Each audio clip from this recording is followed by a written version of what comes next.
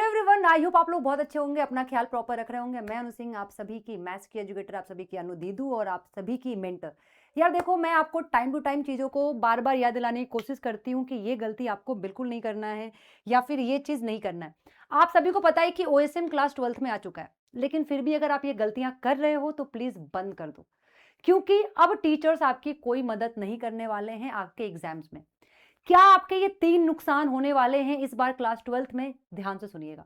अगर आप ये 3 नुकसान से बचना चाहते हो तो प्लीज़ सीरियस हो जाओ। पता है आपको ओएसएम क्यों लाया गया है? ओएसएम बस कॉस्ट कटिंग के लिए नहीं लाया गया है। ओएसएम इसलिए भी लाया गया है ताकि सब पढ़ें अब। अगर पढ़ोगे नहीं तो रिजल्ट नहीं बनेगा इस बार का। कैसे? देखो यार, अगर मैं बात करूँ कि सीबीएसई ने बार-बार आपको बताया है कि ओएसएम की ट्रेनिंग चल रही है टीचर्स की। टीचर्स जा रहे हैं ट्रेनिंग सेंटर में और कोशिश कर रहे हैं। अब टीचर क्या कर रहे हैं? उनको जो कॉपियाँ चेक की हुई थी, पहले वही कॉपी चेक करने के लिए दिया जा रहा है। तो ऑलरेडी चेक है, उसको चेक करना है। अब जब उनके पास नया सेशन आएगा, मतलब जब आपकी कॉपियाँ जाएँगी तो कॉपी चेक है ही नहीं, उनको चेक करना है वो। तो डिफ़िकल्टी तो होने वाली है, अब कैसे होने वाली है, अब जब वो चेक करेंगे तब मालूम पड़ेगा। अब मेरे हिसाब से जो पहले होता था, अब नहीं होने वाला है। क्या? 3 बहुत बड़े नुकसान मैंने थोड़ा-सा एनालिसिस किया तो मुझे मालूम पड़ा कि ये 3 नुकसान होंगे, पक्का होंगे बच्चों को। पहले क्या होता था कि नो एक्स्ट्रा मार्क्स।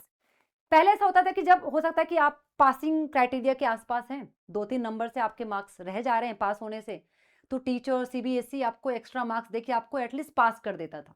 पर अब वो नहीं होगा, याद रखिएगा। क्योंकि अब आपको एक्स्ट्रा मार्क्स नहीं मिलेंगे, अब आपके हर पेज पे मार्किंग होगी और वो सब कुछ ऑनलाइन रिकॉर्ड होगा। ठीक है? ये पहला नुकसान होने वाला है कि अब आपको 2-3 नंबर से अगर आप फेल हो रहे होते थे, तो सीबीएसई आपको एक्स्ट्रा मार्क्स देती थी, टीचर आपको एक्स्ट्रा मार्क्स देते थे और आपको पास कर देते थे।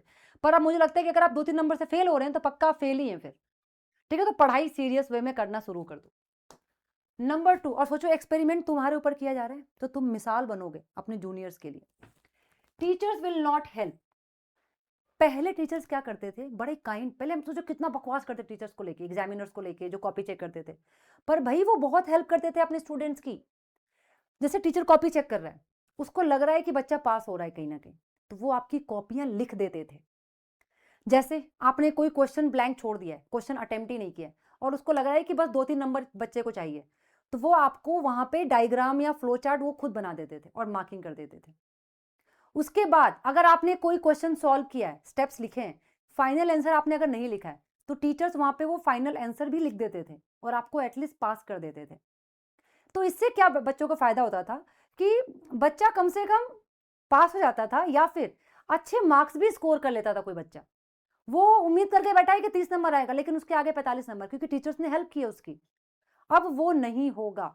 टीचर्स आपकी जो थोड़ी बहुत हेल्प करते थे, कॉपियां लिख देते थे या काम कर देते थे, बड़े काइंड होते थे, अब वो नहीं कर पाएंगे क्योंकि सब कुछ ऑनलाइन होने वाला है। वो कैसे लिखेंगे आपकी कॉपी? नहीं कर पाएंगे ना वो चीज़ वहां पे। तो ये नुकसान आपको इस बार देखने को मिलेगा। ठीक है? ग्रेस मार्किंग का मतलब क्या होता है? ग्रेस मार्क का मतलब सिर्फ ये नहीं होता है कि आपने रॉन्ग जो क्वेश्चन आया, जो हार्ड आया, वहां पे आपको मार्क्स मिलेगा। ग्रेस मार्किंग वहां मिलती है जहां पे आपने क्वेश्चन अटेम्प्ट करा हो। क्वेश्चन छोड़ दिया है तो वहां मार्क्स तो ऑलरेडी कट गए, नहीं मिलने।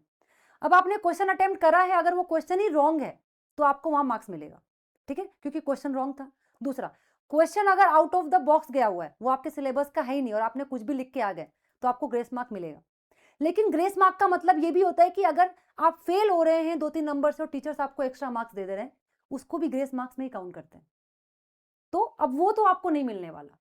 अब आपको ग्रेस मार्क्स सिर्फ 2 चीजों के लिए मिलेगा, या तो आपका क्वेश्चन गलत हो जो सीबीएसई ने सेट किया है आपके पेपर में, या फिर आपका जो क्वेश्चन का लेवल है वो आउट ऑफ द बॉक्स चला जाए, तभी आपको ग्रेस मार्क्स मिल सकता है। वो जो एक्स्ट्रा 2-3 नंबर, 4 नंबर मिलते थे आपको, वो अब नहीं मिल सकता।